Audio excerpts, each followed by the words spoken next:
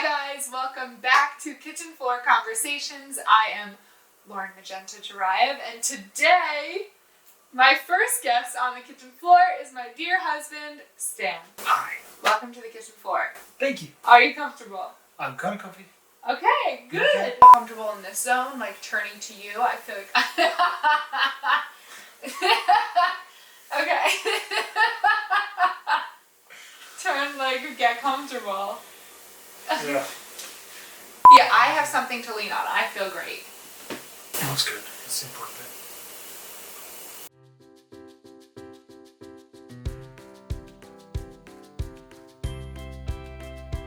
On today's episode, we are talking through our birth story, the story of how Avery came into the world. You guys have been asking a lot of questions, how it went, specific details. She is 12 weeks today, and I have not told you a thing, so we are going to dive into the story of August 29th and August 30th today. It's your responsibility to pour wine. Oh, I'm such an expert at that. Tell them what it is. It's our house wine that we actually made at home. Oh, we already spilled on the kitchen floor. Cheers to Avery. Any questions that we don't answer, please put them in the comment box below. Before we start, hit that subscribe button if you already haven't. Like the video if you like the video, and comment below if you have any questions. Where do we even start, actually? When did we meet? Too early? Too early. If you were following along with the pregnancy, we had a very, knock on wood, smooth pregnancy. I was gaining like above what I should have gained, but the doctors were happy with that because the baby was healthy and I was healthy, right? Also, you look fantastic. Thank you very much. We had a Monday appointment the week that Avery was born, and she was born on a Friday. Do you want to tell them what happened at that appointment? So basically we were told that, like, because Lauren's diabetes numbers were a little bit up and down and a little bit harder to control toward the end of the pregnancy, and the fact that the baby was actually growing up to be a pretty hefty weight, like it would have been close to 10 pounds had we waited for a full term, we ended up getting, what is the term? The doctor recommended, if we wanted to try for a natural delivery, to be induced. Right. We waited a couple more days that week, and then we had reported back on my blood sugar numbers, and she basically said on a Thursday morning, like, come in tonight, right, we're just going to induce you. I was home, Stan was, I think you were at work. Yeah. And we knew it was potential that she was going to suggest that, but I called him, I was like, we're having this baby tonight or tomorrow, like, you need to come home. And we're going to the hospital, which was exciting because they were giving us a chance at a natural delivery. Her head was measuring in the 90th percentile. Her belly was measuring in the 90th. Serious noggin. So you came home, we packed up our bags, and we went for our final meal. So we went to a restaurant, one of our favorites in town. Stan actually left the restaurant, came back with all this sour candy from the local drugstore, as if, like, I could, sour candy's my favorite, and I was craving it like crazy during pregnancy, as if I could eat. I was like, no, the second we get checked into the hospital, I can't eat anymore. Yeah, either I ate the sour candy or, like, the rest of it we brought back home, so it didn't work out like planned. Yeah, it's true. We got the epidural done first, and then was the balloon. The balloon. Which I'm not sure what the technical term for that is besides balloon. It's balloon. A balloon that is put into your cervix to start the process of contractions and to start just opening your cervix. So you have to get to 10 centimeters and the balloon gets you to about 3. And another reason we did the epidural was because apparently that is very painful if you're not already in labor. So it was epidural, balloon, and then catheter. Because if you have an epidural, you're not allowed to use the bathroom. And the thing I was most scared about was the inability to use the bathroom. And at this point, it's like 9 p.m. on Thursday night, August 29th. And it's basically this, like, hurry up and wait where we get to the hospital, we meet all these doctors, epidural, balloon, catheter, and then, like, everyone leaves and they're like, okay, go to bed. You know, the process is going to start. From 9 p.m. to about 3 a.m., the contractions started. I started feeling pain, and that is kind of when the first turn for the worst hit, where I realized that as the contractions were getting worse, that my epidural wasn't working properly. It seemed like she had, like, pretty bad pain on one side, the other side was numb, which apparently can be kind of a common thing with epidurals. Well, luckily I got to feel both, what it feels like with an epidural and what it feels like without. My left side had the epidural, and with every contraction, I would feel just like a very tight squeeze. My right side felt absolute shooting, horrible pain. What they had us do is kind of turn over onto her right side, and the idea is that some of that epidural medicine will kind of travel into that part of the body and Why was numb that? They were part out. saying it was because the epidural responds to gravity. Right. And we tried that and it didn't work.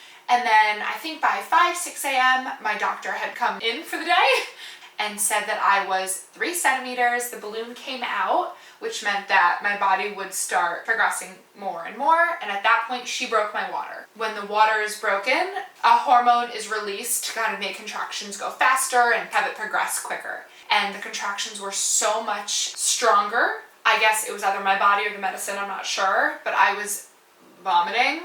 Which is apparently fairly common given what was happening, and because she hadn't eaten very much leading up to that, there was a lot of just kind of bile and foam. That is like 6, 7 a.m. I'm starting to like really feel the contractions, and honestly, labor is just a very long and arduous process. yes, noted. I don't know what that means. Hey Google, define the word arduous. Here's the definition of arduous: involving or requiring strenuous effort, difficult and tiring. Spot on, no? Labor is arduous. It's been 12 hours by 9 a.m. I'm just in not a great place. I think predominantly because my epidural was 50-50. At that point, late in the morning, they tried to fix my epidural. The idea was to like reposition it very slightly, and then if that didn't work, to actually reinstall the epidural entirely. We never quite got a chance to get to that point though. I would recommend you to ask your doctor or your anesthesiologist, if that happens to you, to request the fix sooner rather than later. Like, this is hours of pain, and if you're already getting an epidural, it is worth the epidural working because I'm telling you, the left side of my body could have pushed out a 9-pound baby, and the right side was hurting pretty badly. The pain that you're feeling, you literally cannot describe unless you are going through these contractions. Every contraction gets more and more painful and more serious. A lot of women are throwing up because of their reaction to the pain and the meds. And for hours, I mean, we hadn't really slept all night. So it was noon, I was 4 centimeters, and by 2 o'clock, I was in such horrific pain. Truly, they were having me turn from side to side, trying to help. Obviously, this is normal and natural. Childbirth is not easy, but I was just in endless pain. And I remember squeezing your arms and being so close to your face and saying, like, I cannot do this anymore. Yeah. And my mom had 3 babies, no epidural at all. So I don't know how she did it. They were overriding my epidural, basically giving me even more medicine to try to help with how bad my right side was. And at that point, the anesthesiologist came in at like 2 o'clock when it was the height of the pain. And I basically said, like, this is not working. My right side is killing me. I cannot stop throwing up. I swear every time he walked into that room, I threw up. He basically said, we have to change your epidural. And that was 2 o'clock. And then my doctor came in to check me because I was in so much pain. And she kind of, did an internal exam and said that Avery she was still head down, but she flipped sunny side up. And our doctor said it's going to be even harder to push her out, and you've already been in labor for 18 hours. Let's try to see if we can flip her before you get to 10 centimeters.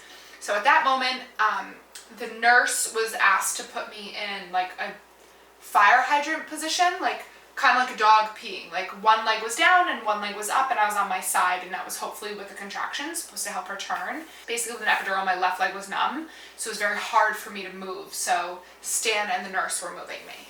So at one point when we shifted over to her, I believe left side, suddenly the heart rate monitor for the baby started going up and down and fluctuating, and I felt like something was off, and the nurse seemed a little bit unnerved, so I asked her to get the doctor in, please, and that's when the doctor came in, discovered the blood by Lauren's leg. That kind of got the process moving toward the emergency C-section. So to back up for a second, throughout my whole pregnancy, our goal was very seriously to try for a natural delivery. I believe that our bodies are literally made to do this, and while it's nerve-wracking, I wanted to try.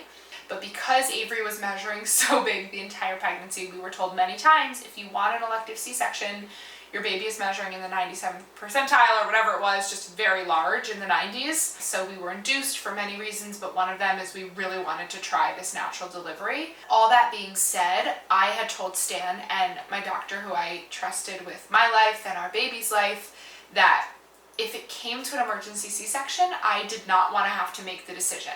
And clearly I didn't know that an emergency C-section, there is no decision, you just have to go. So to jump back to what Stan was just saying, the doctor came back in, there was blood as well as an unstable heartbeat for the baby. So that turned into an emergency C-section very quickly. And about 10 to 15 people came into the room when the doctor called. There were pediatricians for the baby and anesthesiologists and the surgery team and the nurses. And at that moment is when we actually got pretty much separated for the first time. As they carted her into the surgery room, they kind of stopped me at the door. I had to change into scrubs, and they wanted to get her all set up before allowing me in there. I guess they didn't want to risk her being distracted in any way while they were making sure that she wasn't going to feel pain where she shouldn't during the procedure. And the reason it was like an issue was because, remember, my epidural wasn't working properly. So the man had literally said in the room, like, we need to fix your epidural in case you need an emergency C-section. And then of course I'm in an emergency C-section operating room. Your arms are down on a T-style like surgery bed, and the anesthesiologist leans over and was trying to explain to me what he was about to do. But because I'm rather type A and was very nervous because I didn't want surgery, I was like telling him, I was like, sir, my thing is not working, you need to numb me, like please do this right, I don't want to feel a thing. And he was honestly amazing. He taught me that you are not numb for a C-section. You can feel like pressure and touch, but you cannot feel pain. And he taught me that by pain or temperature differences, apparently. And he taught me that using a cold alcohol wipe. He wipes it right on my shoulder and said, what do you feel? Touch or temperature? And I said, both. You're touching me with something cold. And then he went with the same alcohol wipe to where the C-section would be and said, what do you feel? Touch or temperature? And I said, just touch. It's not hot or cold. And he said, okay, use the same thing. So it showed me that like I was still going to feel the cutting, but you don't feel it sharp, you just feel the pressure. At that point they let Stan in, and it was all honestly pretty surreal. It just kind of felt like out-of-body experience, I would say, because it happened so fast and I was in labor for 18 hours. And then all of a sudden you're still in labor, but you're not in labor, and you're getting surgery. So it took about 10 to 15 minutes to cut through all the layers. It is a rather like short scar, but like you feel the pressure of them trying to squeeze the baby out. I remember feeling like them literally pushing the baby to get her towards the opening. They actually told us that because it's a C-section, the baby's a little bit less likely to just start crying right away, so don't be alarmed by it. Naturally, Avery came out and made her presence known immediately. That's our girl. She came out absolutely like alive and screaming. Because it was a C-section, like our plan was for her to have skin-to-skin contact with Lauren immediately, and unfortunately because it was a kind of an emergency C-section, they had to make sure that everything was good with her for just a couple of minutes before they placed her onto Lauren's chest. And it was actually a pretty special moment when they brought her over and Lauren was just a couple of feet away from where the baby is. I kind of gave my hands over to where the baby's hands were, and she grabbed onto both of my index fingers and as she was getting tested, and that was pretty surreal, pretty special moment for me.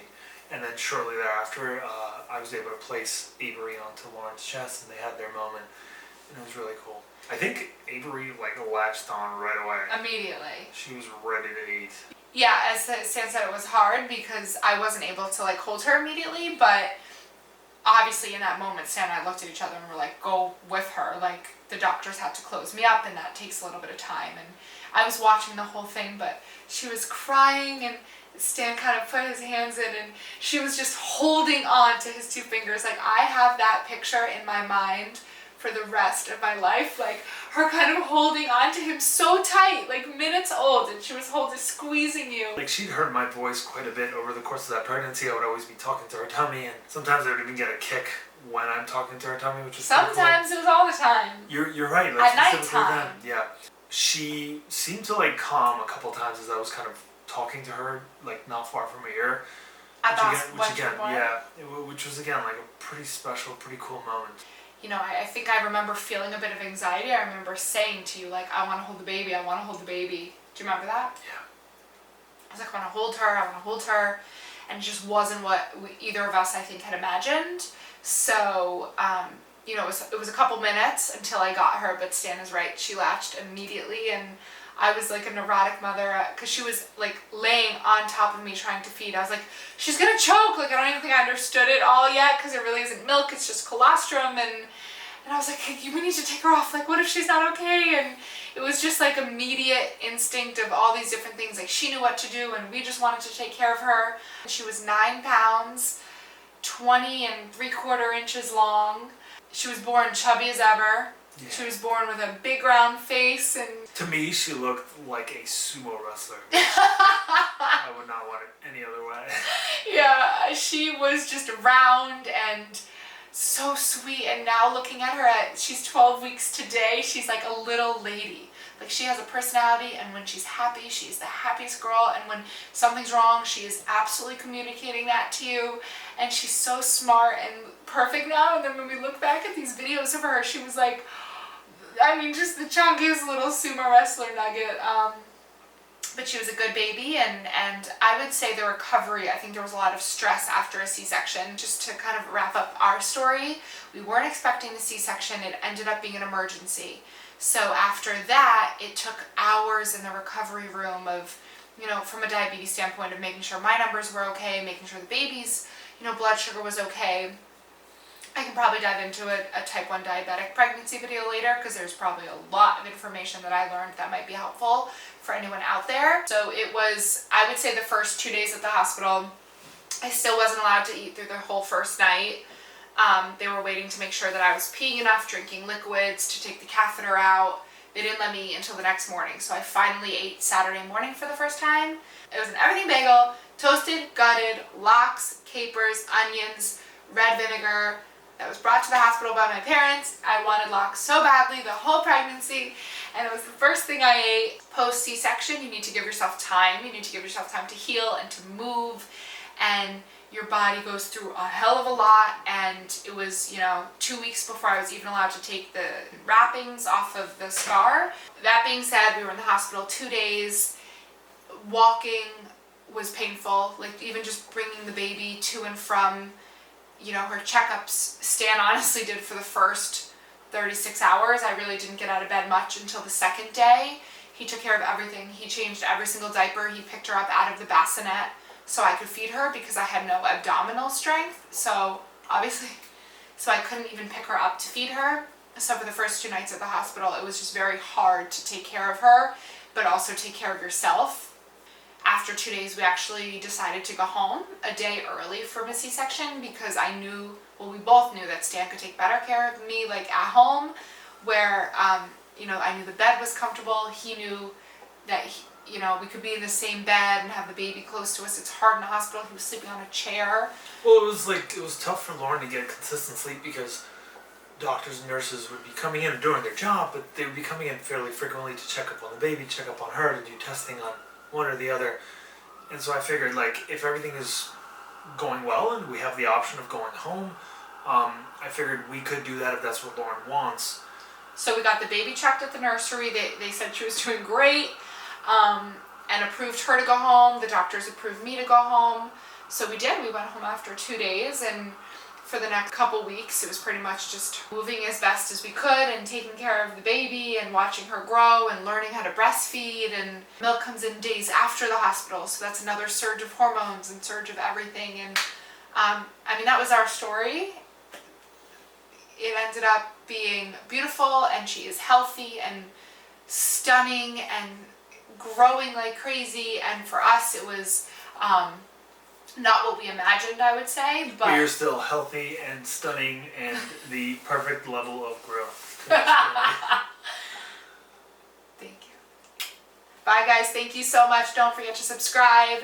Write in the comment box if you have any questions that I did not answer. Feel free to follow me or DM me on Instagram at Magenta. And please like this video if you found any of this stuff informative, or if you had a similar experience. We did try to film this entire video with our baby. It was close to bedtime. I think we got about 30 seconds in before she was like, this isn't going to work, guys. She's like, what is this ring light? This is incredibly bright and it is almost my bedtime. So here is some footage of little Ave trying to join us. Do you want to be on Kitchen Floor Conversations? I think she's interested. Do you want to talk? She wants to speak to her agent though. Oh, it's too bright for you? Or do we start with her in our lap? Let's start with her in her lap and see where it goes. Okay. You want to put her in between or something? Oh my god, she's so cute. She is. Like she's reclining back on both of us, like over here. Where do you put a newborn? This pause, perfect for YouTube.